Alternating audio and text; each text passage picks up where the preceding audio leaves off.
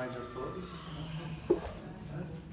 Queria agradecer a todos os trabalhadores dessa casa, dos dois planos da vida, aos trabalhadores do plano espiritual, a todos os frequentadores igualmente.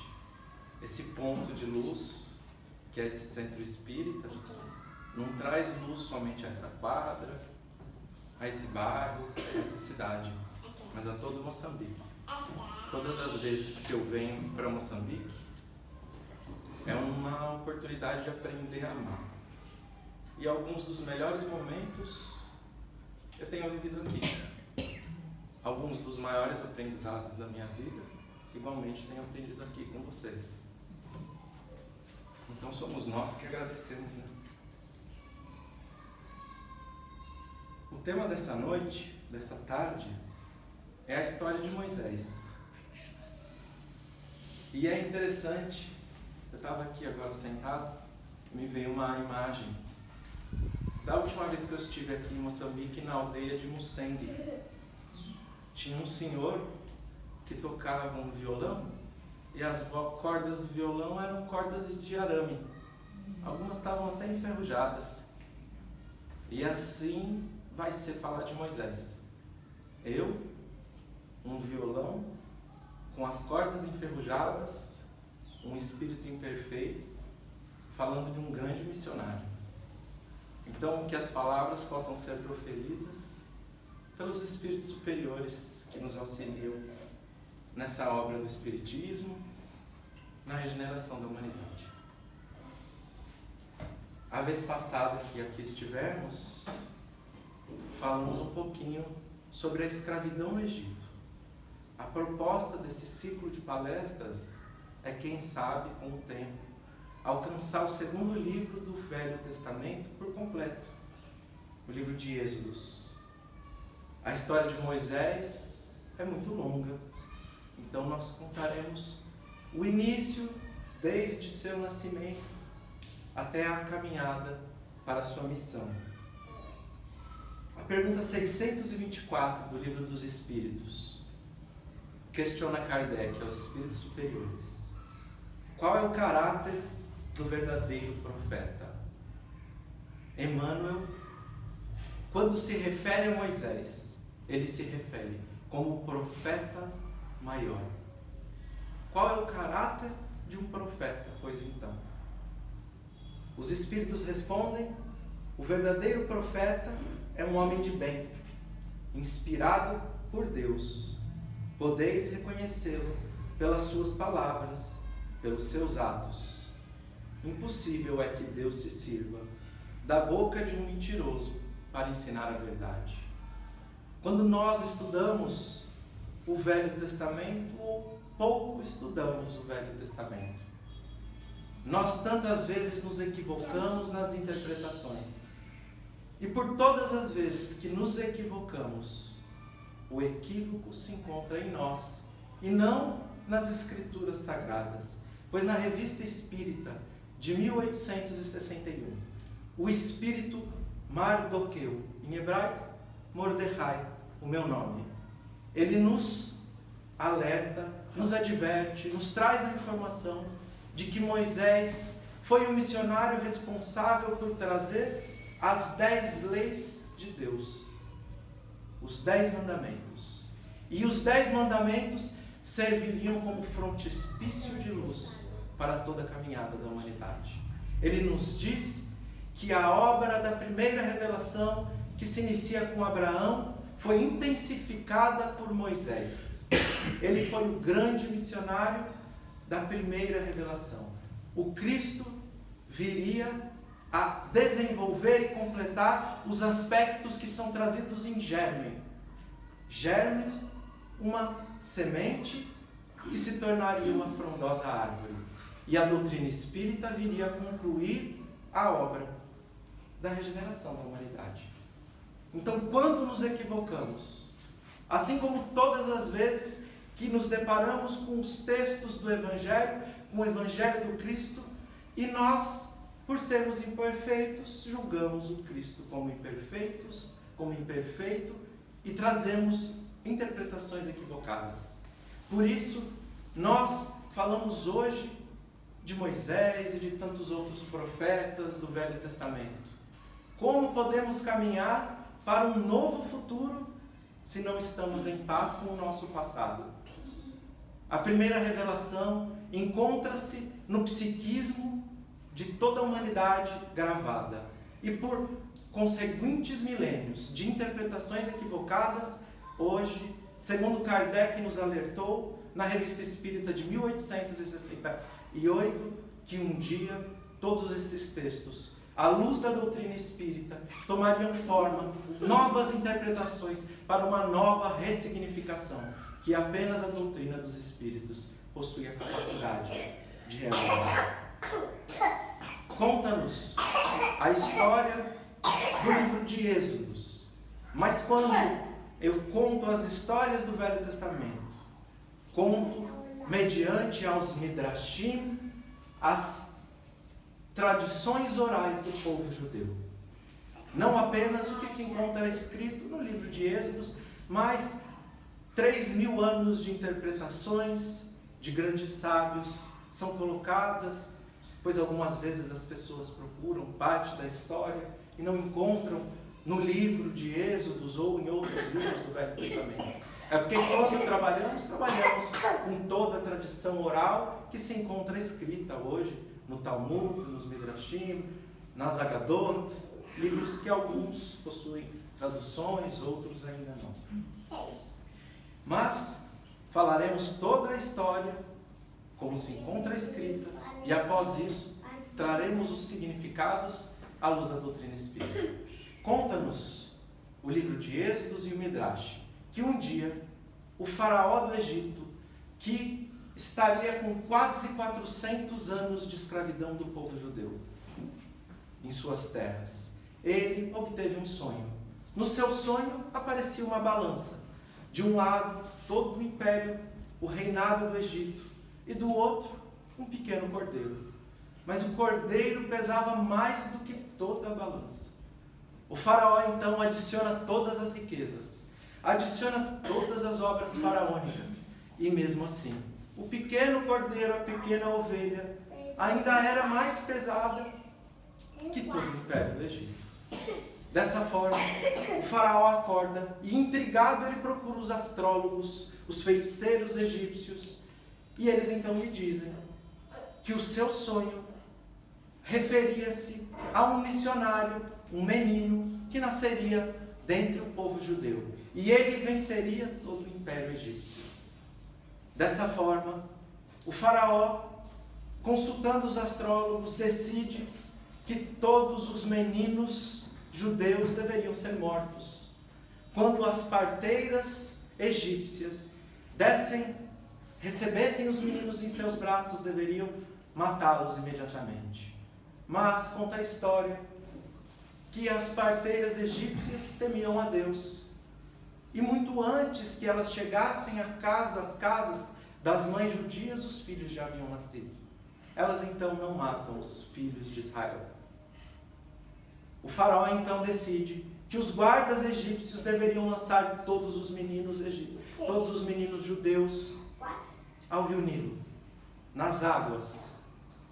E então procuravam durante a noite o choro das crianças judias para que tirassem dos braços das mães e jogassem, afogando-os no rio Nilo. Dessa forma, iniciou-se a jornada. Amram, filho de Levi, possuía 2 filhos, Arão e Miriam. Miriam era uma profetisa, e ela havia profetizado que sua mãe teria mais um filho. Esse filho libertaria o povo judeu. Quando nasce o pequeno menino Moisés, conta-nos o Midrash que todo o quarto na escuridão se iluminou com a luz que se materializava em torno daquela criança. Ela conseguiu esconder por quase 3 meses o pequeno Moisés. Mas sabendo de que todas as crianças egípcias, todas as crianças judias deveriam ser jogadas no rio, e um dia os egípcios o encontrariam, confiando na profecia de sua filha Miriam, ela prepara uma cesta de junco com betume, coloca o pequeno Moisés e entrega ele ao rio Nilo. Quando o pequeno Moisés desce o rio Nilo, sua irmã Miriam, que confiava na profecia igualmente, assiste de trás de uma árvore. O faraó possuía uma filha, Tarmus, seu nome em egípcio. Tarmus, a filha do faraó, ela possuía lepra, tsará, em hebraico. E ela não podia se banhar dentro do palácio de seu pai. Ela então descia ao rio Nilo para tomar banho todas as tardes. Ela encontrava-se em uma carruagem de ouro com todas as suas servas, quando ela vê uma pequena cesta que desce o rio Nilo. Dentro da linguagem simbólica do Velho Testamento, conta-nos que Tarmus estica suas mãos, e suas mãos se estendem por muitos e muitos metros, alcançando a pequena cesta de junco. Quando traz ela a cesta, abre e vê que é uma criança do povo judeu, uma criança israelita, ela é curada de sua lepra. A filha do faraó pede a todas as suas servas que amamentavam que dessem leite ao menino judeu, que ela chamou de Moisés. Mo, água em egípcio, na língua dos egípcios antigos. Zés, filho. Ramsés, Ram, majestade. Sés, filho. Armsés, filho da lua. Moisés, o filho das águas. Ela então chama ele de Moisés, e nenhuma egípcia conseguia amamentar aquele menino. Ela então vê Miriam, que assistia a tudo de trás de uma árvore, vê que é uma menina judia, chama Miriam e diz: eu preciso de alguém que possa alimentar o pequeno Moisés, alguém de seu povo. Ela chama a própria mãe de Moisés, que recebe 2 moedas de prata, e até os 2 anos de idade, sob a segurança e os cuidados da guarda real do faraó, iria crescer em seu lar. Aos 2 anos de idade, ela entrega Moisés à filha do faraó, que então tem seu nome modificado para Batia, Bat-Ya, filha de Deus. Ela então leva o faraó, o pequeno Moisés, para o palácio do faraó e adota-o como filho. No palácio do faraó, Moisés, com seu magnetismo desde a infância, encantava a todos. O faraó brincava por horas com o seu neto adotivo. Moisés sentava no colo do faraó, tirava a coroa de sua cabeça, jogava ao chão. O faraó pegava a coroa, colocava em sua cabeça, e assim eles se divertiam por horas. Um dia, em um grande jantar, com todo o império, os homens mais importantes do Egito, Moisés tira a coroa do faraó e coloca em sua cabeça, com apenas 3 anos de idade. Os astrólogos que haviam feito aquela previsão, observando aquilo, dizem: esse é um menino que irá derrubar o seu império. Eles então sugerem ao faraó que matem Moisés. Mas um sacerdote egípcio, que nos diz Emmanuel que Moisés aprendeu o monoteísmo, pois os sacerdotes egípcios eram monoteístas. Ele, então, vendo que a criança seria morta, diz ao faraó: vamos fazer um teste, uma prova. Vamos colocar um prato de ouro e um prato de brasa. Se ele esticar a sua mão para pegar o ouro, as pedras preciosas que brilham, é porque ele é este menino que almeja o poder. Se ele pegar a brasa, que brilha mais do que o ouro, ele é apenas uma criança tola que não sabe o que faz. O pequeno Moisés estica sua mão para pegar o ouro. E o anjo Gabriel bate em sua mão e ele pega a brasa, coloca em sua boca e conta-nos a história que Moisés era gago em função dessa queimadura. Moisés então é salvo. Ele cresce no palácio do faraó. E quando já possuía alguma idade, queria conhecer o seu povo, conhecer a realidade que vivia o povo judeu naqueles dias. Ele caminha então durante as tardes para se deparar com a realidade. E ele vê o seu povo no estado de escravidão. Ele vê o seu povo sofrendo as mais terríveis agressões que poderiam acontecer naqueles dias. Ele então se compadece e passa todos os dias a sair para auxiliar o seu povo. Um dia ele vê um egípcio que açoitava um judeu incessantemente.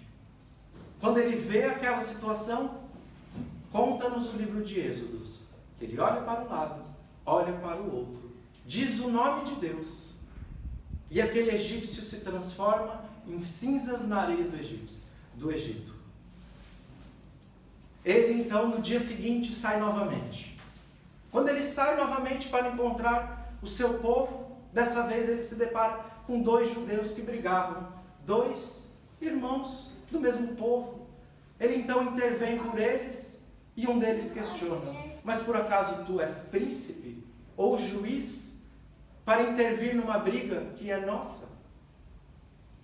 Um desses 2, não contente, vai até o palácio do faraó e conta que Moisés estaria auxiliando o povo judeu e prejudicando os egípcios. O faraó decide que mataria Moisés. Moisés foge para a terra de Midian.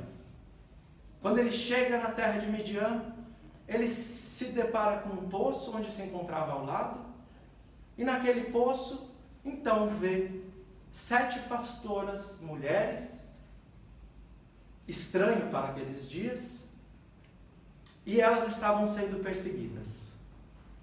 Moisés intervém por elas, auxilia, dá água às ovelhas daquelas mulheres, e elas recebem água milagrosamente do poço que sobe muito rápido e retornam cedo para sua casa. Chegando em sua casa, Itró, o pai daquelas meninas, pergunta por que é que elas chegaram tão cedo em sua casa. E elas contam a história. Ele diz então: chame esse Moisés para a nossa casa. Ele dá Tsipora, sua filha mais especial, em casamento. Moisés iria então pastorear as ovelhas de Itró. Moisés era extremamente cuidadoso com todas as ovelhas e com aquele trabalho que ele realizava. Conta-nos que ele pastoreava apenas para o deserto, pois tinha medo que suas ovelhas comessem a grama de uma propriedade privada. Seria roubo. Ele então caminhava para o deserto e um dia ele vê uma pequena ovelha que corre para bem longe. Ele corre atrás daquela ovelha e ela bebia a água de uma fonte que nascera no deserto. Ele cuida daquela ovelha, retorna ao seu lar e no dia seguinte iria caminhar ele por 40 dias e 40 noites, sem que as ovelhas bebessem, sem que as ovelhas comessem, até alcançar um monte alto no deserto. Quando ele alcança o monte, conta-nos o Midrash, a história, que Deus, vendo que Moisés possuía tanto cuidado com a menor de suas ovelhas, aparece para ele numa sarça ardente, num espinheiro que queimava. O fogo queimava, mas o espinheiro era intocado. Dessa forma, Deus diz a Moisés: você irá tirar o povo judeu do Egito. E ele diz: eu, um gago? Fale para meu irmão Arão. Se eu retornar ao Egito, ninguém em mim vai acreditar. E Deus diz: sou eu que coloco a palavra na boca dos homens e dou a luz para que todos enxerguem. Vá e encontre a sua missão. Moisés vai até o faraó do Egito, o novo faraó, pois o antigo havia morrido, e diz para libertar o seu povo: os castigos aumentam ainda mais, aumentam ainda mais. E assim encerramos o que será explicado, pois tem muito conteúdo. Algumas partes parecem histórias para crianças. E é por isso que Kardec nos adverte que apenas a luz da doutrina espírita é capaz de trazer significados reais, que são tão vivos nos nossos dias, que veremos que a história parece que é contada para nós hoje. Então, o primeiro ponto. Qual é o significado do sonho do faraó? Uma série de simbolismos são explicados. O faraó, nós comentamos a vez passada, mas alguns talvez não estivessem recordando, representa a majestade de todas as paixões materiais no mundo, o representante de todas as paixões materiais. O Egito representa afastar-nos da essência do cumprimento das leis divinas. Todas as vezes que é narrado Israel, no Velho Testamento ou no Novo Testamento, é narrado como uma aproximação simbólica de Deus. Descer ao Egito, afastar-se de Deus. As obras faraônicas são aquelas que vimos na última palestra, que são construídas com pequenos blocos. Colocamos 1, 2, 3 e construímos obras gigantescas dentro de nosso espírito que representam a escravidão construída nas múltiplas encarnações, nos sucessivos equívocos nos quais nos entregamos às paixões humanas. Construímos obras dentro de nosso espírito que nos mantém prisioneiros escravos das próprias paixões. As riquezas, tudo aquilo que nos fascina aos olhos do mundo material. Quando nós falamos 400 anos de escravidão, por que 400 anos? Quando nós vemos que Jesus permaneceu 40 dias, 40 noites no deserto. O povo judeu, 40 anos no deserto. A chuva de Noé, 40 dias, 40 noites.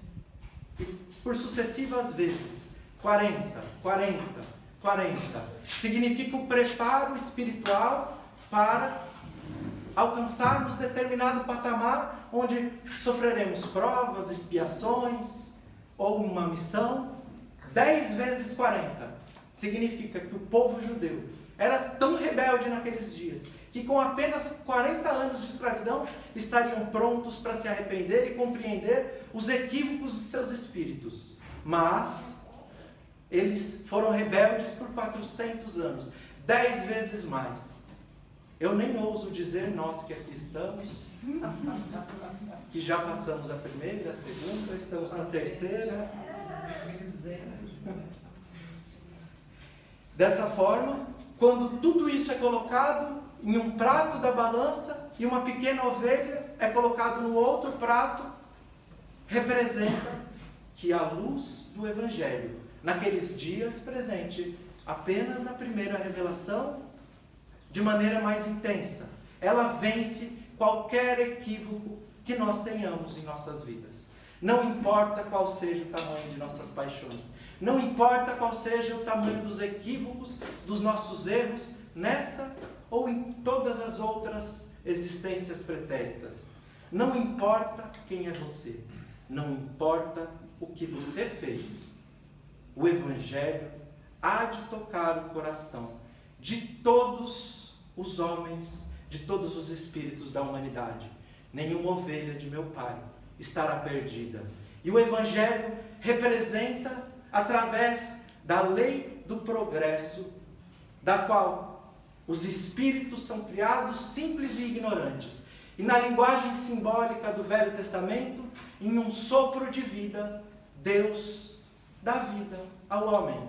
Ele coloca a sua essência em cada um de nós. Deus se manifesta dentro de todos os homens.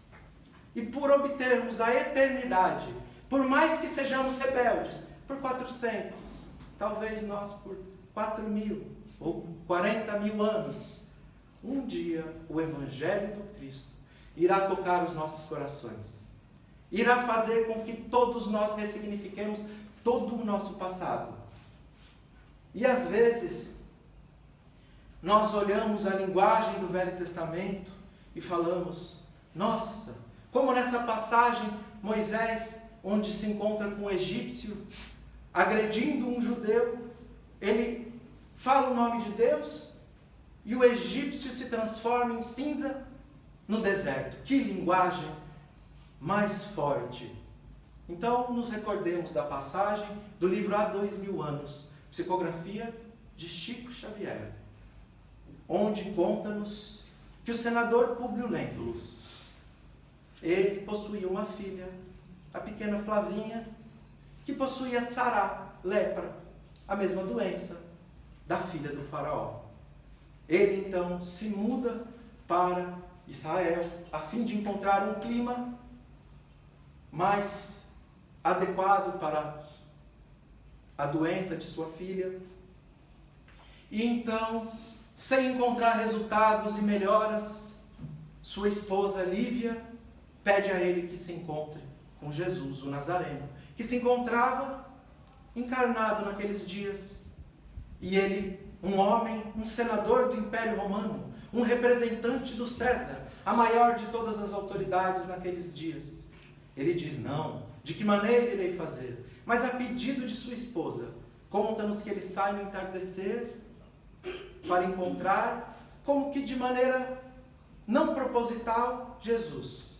Narra a cena que muito antes de que ele visse Jesus aos seus olhos, ele se emociona, cai de joelhos e Jesus aparece à sua frente. Jesus diz ao senador Públio Lentulus, uma das encarnações de Emmanuel, diz, eu não venho à procura do homem arrogante que apenas os séculos de sofrimentos hão de levar ao regaço de meu Pai. O senador se encanta com a figura de Jesus, que lhe diz que ele se encontrava ali, pelo mérito de sua esposa, que se encontrava em preces no seu quarto, e que faria a cura de sua filha Flavinha, que fora curada pelo Cristo naqueles dias, pelo mérito dela. O senador se lembra rapidamente do César, das cidades gloriosas esculpidas no marfim, no mármore, dos poderes dos homens, e ele diz, como ousa esse Galileu falar assim com o imperador romano? E Jesus lhe diz, basta apenas um pensamento divino para que todo o Império Romano se torne cinzas, na mesma linguagem do Velho Testamento. Então, nós encontramos nesse sonho do faraó, que corre a consultar os astrólogos, que simbolizam a consciência que diz a cada um de nós o caminho pelo qual nós devemos seguir. Sem que se equivoque nunca a consciência. Onde está escrita a lei divina ou as leis divinas? Pergunta 621. Na consciência. Sem que nunca se equivoque. Mas o faraó procura as respostas fáceis do mundo. Procura os astrólogos, procura os feiticeiros que dizem matem as crianças egípcias. Ele então determina que sejam mortas, e não dá certo a primeira vez. As mulheres egípcias, as parteiras, temiam a Deus. Ele então diz que sejam jogadas à água do rio Nilo. O que representa a água do rio Nilo? Todos nós passamos pela imersão na água para a purificação, sem exceção alguma. Todos aqueles que já estiveram encarnados ou que estão encarnados hoje, aqui presentes. Quando, por 40 semanas, permanecemos no líquido amniótico, dentro do processo de gravidez, para que nós nos preparemos para entrar ao mundo e encontrar provas, expiações e evoluir os nossos espíritos. Então todas as crianças eram jogadas na água da purificação, que desde Noé é narrado que o mundo se encheu de água para o quê? Para se purificar para um novo momento da humanidade. Não uma chuva literal, mas simbólica. Então, as crianças são jogadas à água, mas Moisés, é jogado apenas com 3 meses, um pouquinho maior, no sentido espiritual, ou muito maior. Ele era um missionário. Ele fora entregue como filho das águas da renovação para a humanidade naqueles dias. Muitas vezes na vida, mesmo mediante a fé raciocinada da doutrina dos Espíritos, nós nos deparamos com situações onde necessitamos nos entregar à fé absoluta, a confiar na providência divina, que guia e orienta toda a humanidade. Dessa forma, a mãe de Moisés prepara uma cesta de junco, suf, na língua dos egípcios antigos, ou hoje, na língua dos etíopes, suf, o papiro. O papiro possuía uma ponta vermelha, Yam Suf, mar vermelho, onde nasciam os juncos de ponta vermelha. Daí o nome de mar vermelho. Ela, então, deposita Moisés nas águas e confia. Quando nós vemos a filha do homem mais poderoso do mundo, que possuía tzará, lepra, a mesma doença que Flavinha, a mesma doença que Lázaro, da parábola do Evangelho, o rico e o Lázaro. Igualmente, Lázaro e a filha do faraó permaneciam para fora da casa de Lázaro, da casa do rico da parábola, ou para fora do palácio imperial. O que nos traz isso?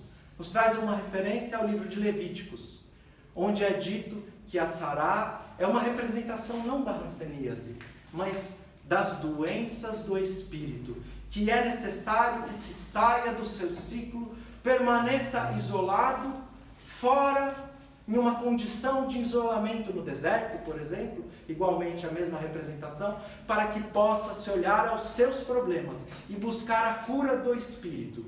Ela vê o pequeno Moisés na cesta, estica sua mão, nesse ato de entregar-se à fé. É claro que sua mão não esticou por muitos metros, mas apenas que quando nós obtemos a certeza de que estamos no propósito divino, os caminhos, as portas se abrem de todas as formas para que o trabalho seja feito. Poderíamos dizer a história do Wagner, fundador e presidente da Fraternidade Sem Fronteiras, que a primeira vez que esteve aqui nessa casa, partiu para um trabalho em uma aldeia sem saber o que faria exatamente, mas na certeza de que cumpriria os propósitos de sua missão. Iniciou um trabalho com 70 crianças órfãos que hoje passam de 15 mil assistidos por dia em todo o mundo. As portas se abrem, o braço se estica para que se alcance o objetivo.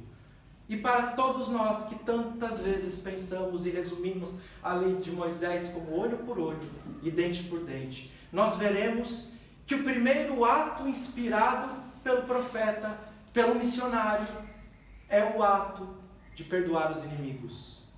Pois Tarmus, que tem seu nome mudado para Filha de Deus, ela é curada de sua lepra quando ela aprende o perdão, no método de amor mais profundo que pode conhecer a humanidade, o amor de mãe para filho. Adota um filho do povo inimigo, do povo judeu, como seu próprio filho. Me lembra a história de Mahatma Gandhi, quando uma vez um muçulmano, um indiano, chega para Mahatma Gandhi e diz, com uma espada em sua mão: Mahatma Gandhi, eu vim aqui buscar uma solução, porque meu filho desse tamanho, foi morto por um muçulmano. Eu, um indiano, declaro que a partir de agora vou matar todas as crianças desse tamanho que encontrar pelo meu caminho. E Mahatma Gandhi diz a ele: você quer a solução para o seu problema? Adote uma criança desse tamanho. Uma criança muçulmana, órfã de pais. e crie ele em seu lar, respeitando as suas tradições, respeitando a sua religião. Assim esse problema será resolvido. Báquia, homenageada como filha de Deus, perdoa um inimigo.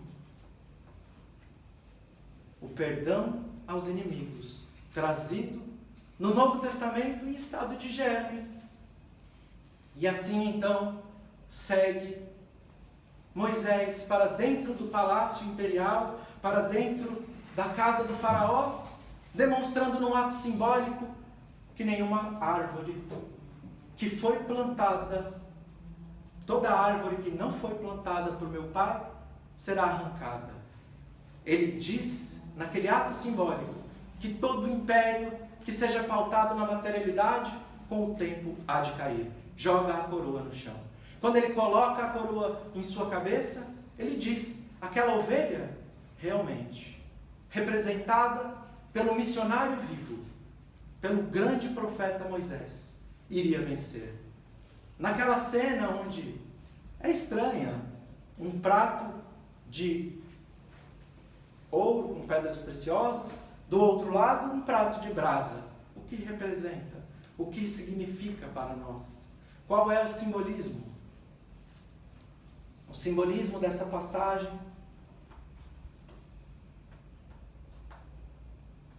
é de que todo missionário encarnado na terra possui as suas tendências humanas. Nos diz a revista espírita que infalíveis na carne, apenas espíritos crísticos. Até onde sabemos, por maior que fosse Moisés, ele não era um espírito crístico.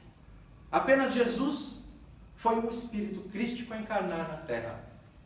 Dessa forma, quando ele estica a sua mão para pegar o ouro, nos conta o simbolismo que todos nós possuímos tendências a nos dirigirmos à materialidade, independente do nível do qual estejamos. Mas a pergunta 459 do Livro dos Espíritos nos diz: influem os espíritos em nossos pensamentos e nossos atos? Os espíritos têm influência em todo o nosso dia a dia, em todos os nossos pensamentos, em todas as nossas atitudes? Os espíritos superiores respondem: muito mais do que imaginais. Influem a tal ponto de que ordinário são eles que vos dirigem. No prefácio do livro Nos Domínios da Mediunidade, escrito por André Luiz, psicografado pelas mãos de Chico Xavier, Emmanuel, no prefácio do livro, ele nos mostra quão pueril pode ser a materialidade, que hoje já compreendemos, de que a matéria nada mais é do que energia que vibra. Somos todos médiuns, em maior ou menor grau. Todos nós recebemos a influência dos espíritos no nosso dia a dia. Mas se todos nós vibramos e criamos uma atmosfera psíquica, como uma antena de rádio que sintoniza a estação ou os espíritos dos quais influenciam no nosso dia a dia. Quando pensamos em caridade, em amor, em perdão, temos espíritos superiores, espíritos amigos, que nos direcionam para a prática do bem. Quando nós nos equivocamos e ainda nos prendemos às paixões humanas, talvez irmãos, ainda como nós, obsessores que necessitam, irmãos que necessitam de auxílio tanto quanto nós, que naquele momento vibramos como eles. Então nos diz que o anjo Gabriel, Moisés, apesar de suas tendências humanas, apesar de todas as suas tendências humanas, ele possuía uma vibração direcionada ao amor, à caridade, à paz, direcionada aos propósitos pelo qual encarnava, mesmo ainda quando criança, um espírito já muito à frente à humanidade. Então ele recebe o auxílio de um espírito dito como o anjo Gabriel, talvez seu espírito protetor ou algum espírito responsável pela implantação do Evangelho na humanidade naqueles dias. Assim é direcionada a brasa que queima a sua boca com sacrifício. Quando nós optamos por servir ao Cristo, encontramos os desafios. Os desafios são grandes, mas com o pensamento positivo, com a compreensão, com o estudo, com a fé raciocinada, com a compreensão da providência divina, com a confiança, somos conduzidos, mesmo quando arde, talvez até mesmo, a nossa língua, o nosso coração, com toda a dúvida, ou com qualquer dificuldade que encontremos, mas tenhamos certeza, os espíritos superiores estão a nos auxiliar. O Cristo deseja auxiliar diretamente e por todos os seus missionários a cada um de nós. Esse é o desejo do Cristo, que vibremos nas ondas mais elevadas, para nos conectarmos, nos sintonizarmos ao anjo Gabriel, ou como quer que se chame, o mentor de cada um de nós.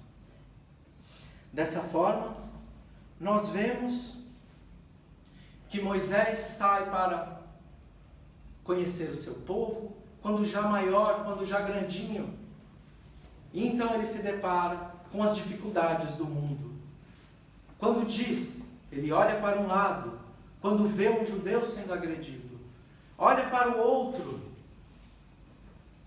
não significa que, como alguns dizem, ele cometeu um homicídio, ele olhou para assassinar aquele egípcio, mas apenas significa que em muitas situações, mesmo que não nos consideremos preparados, nós olhamos para um lado, não há ninguém. Olhamos para o outro, não há ninguém. É porque somos nós que devemos agir naquele momento, nos conectando à Pai Celestial. Ele diz o nome de Deus, se entrega a Deus. E como narrou Emmanuel no livro Há 2000 anos, aquela situação se desfaz como cinzas, pois ele se entrega à confiança plena de Deus. Ele então, no dia seguinte, sai e encontra 2 judeus que brigavam. Ele é expulso do Egito, tem que fugir, vai até Midian.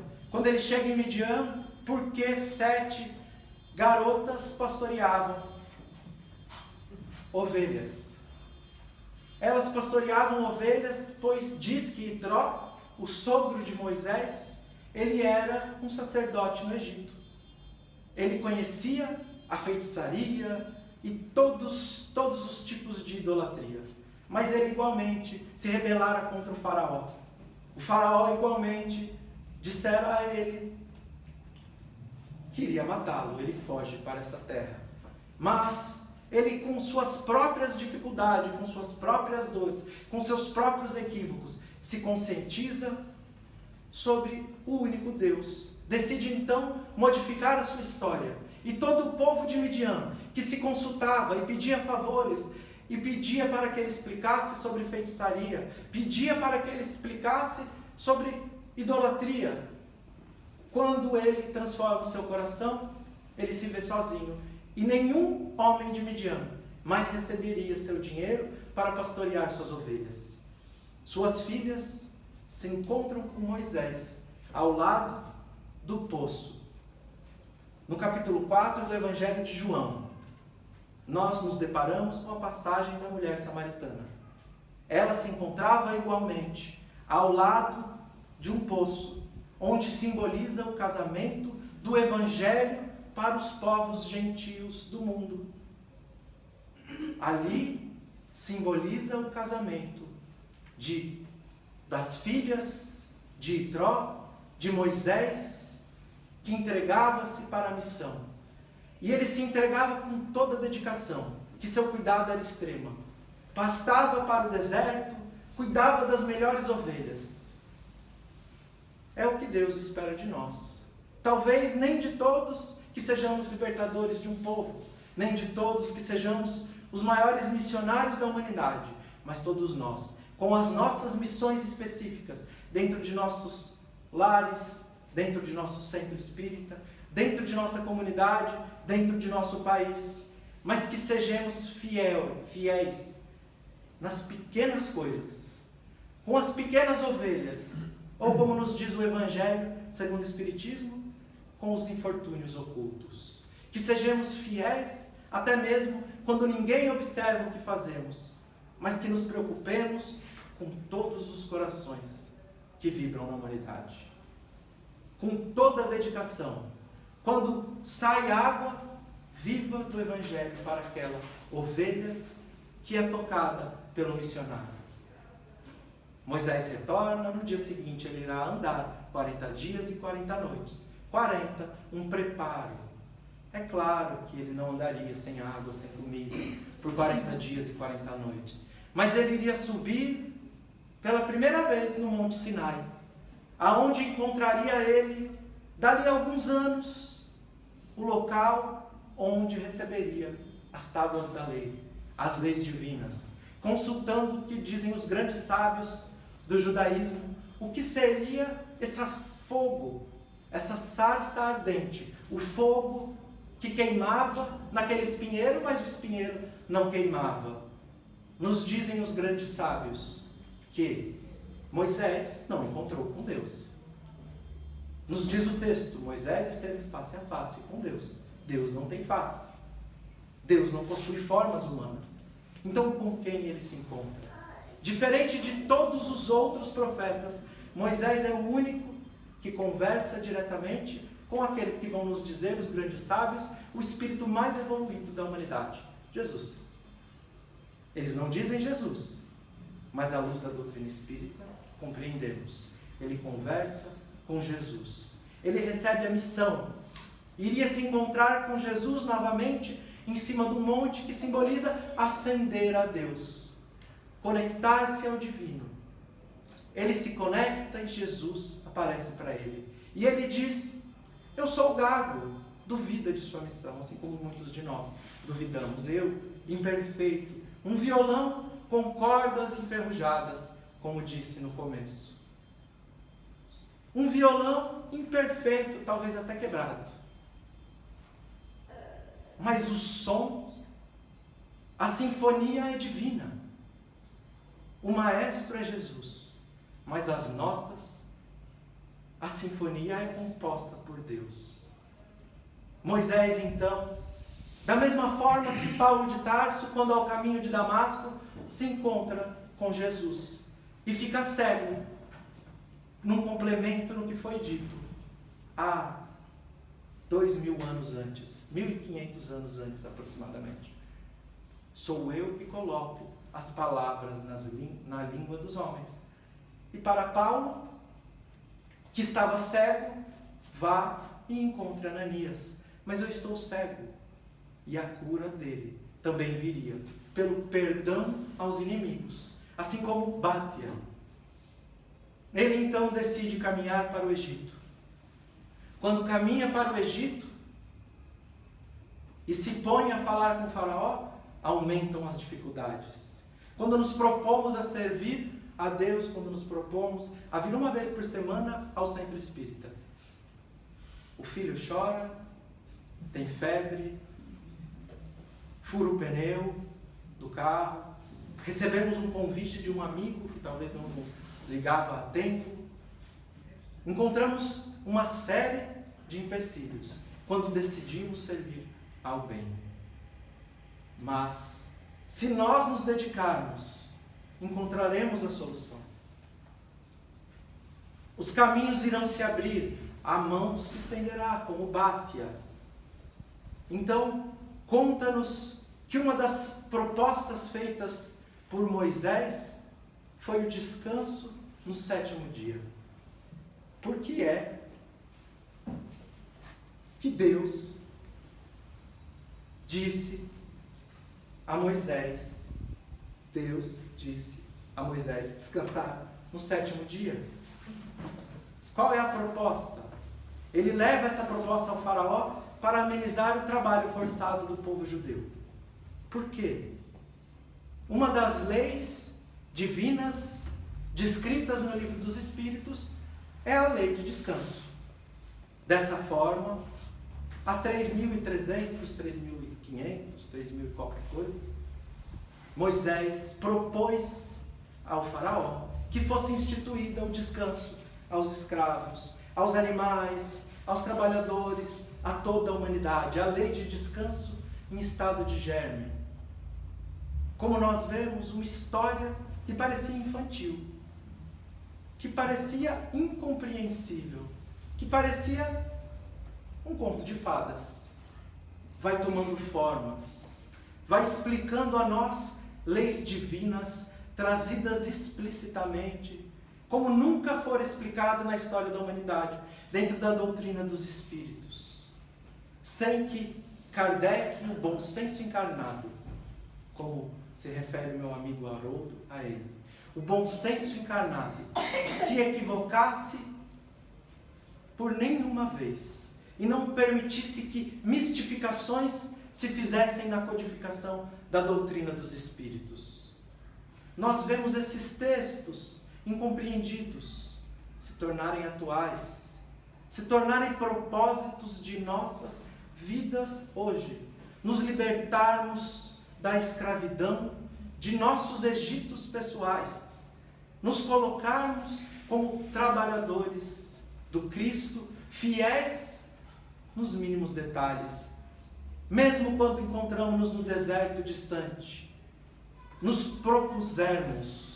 propormos a mudança íntima, mesmo que pareça que a cesta pela qual, o objetivo pelo qual nós almejamos, encontra-se tão distante, mas que tenhamos a fé, porque já nos foi dito que nós somos os trabalhadores da última hora. Somos nós, cada um de nós. Violões quebrados, enferrujados, mas que esperam por sinfonias divinas, para que, assim como fazemos na Fraternidade Sem Fronteiras, aqueles muitos que esticam suas mãos ao outro lado do mundo para auxiliar com um prato de comida. Aquele irmão que talvez nunca verá o rosto, mas que não possamos dar apenas um prato de comida, mas que possamos dar o alimento do Espírito. Nesse momento em que a humanidade vive o desespero, o caos da depressão, da loucura, onde nos perdemos em nossos próprios pensamentos, em desertos, talvez por mais de 40 anos. Que possamos estender as mãos, como Bátia, para nos tornarmos dignos da homenagem de filhos de Deus, para entregar um agasalho, não apenas ao frio, que faz com que o corpo padeça nas madrugadas, mas ao frio dos espíritos, que gelados na solidão dos seus infortúnios ocultos, buscam por cada um de nós, como seus missionários, para libertar as mentes aprisionadas através de atos de amor, de luz, que se fazem, talvez quando não podemos estender mãos, mas todos nós podemos fazer prece por todos os nossos irmãos de humanidade que se encontram em guerras, em conflitos pessoais, na agressão dentro de seus lares. Quando nossas mãos de espíritos missionários que se fazem nas energias que lançamos através de nos sintonizarmos, como fez Moisés, ao amor do Evangelho do Cristo. Que possamos todos nós não sermos apenas os trabalhadores da última hora, mas sermos os trabalhadores da primeira hora, os trabalhadores da seara do Cristo, os trabalhadores da vinha do próprio Cristo. Nos equivocamos, como nos disse Dr. Bezerra de Menezes. Nós, que nos encontramos na doutrina dos espíritos, somos espíritos fracassados no âmbito da religiosidade. Padres, curandeiros, rabinos, pastores, talvez alguns até espíritas, que já se equivocaram por centenas de encarnações, mas agora nos é dado não apenas a primeira revelação explicada, mas o Evangelho do Cristo, explicado como um todo, através da doutrina dos Espíritos, que possamos dessa vez fazermos diferente na oportunidade que estamos hoje encarnados, que possamos cada um de nós e cada um de vocês, que se encontram no único centro espírita de Moçambique, sermos os instrumentos em todos os instantes. E quando nos equivocarmos, não nos abatemos pela culpa, mas sim pela esperança de que estamos corrigindo, ressignificando e aprendendo com todos os nossos equívocos. Que possamos aprender dos missionários encarnados nos nossos dias, que possamos aprender dos missionários que escreveram na história da humanidade as leis divinas como frontispício de luz, que possamos nos inspirar para sermos esses instrumentos ativos da seara do Cristo. Muita paz a todos.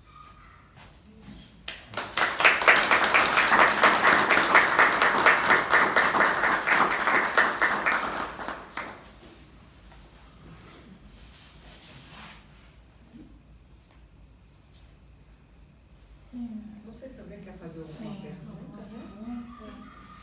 Quem tiver dúvida, quer fazer pergunta, né?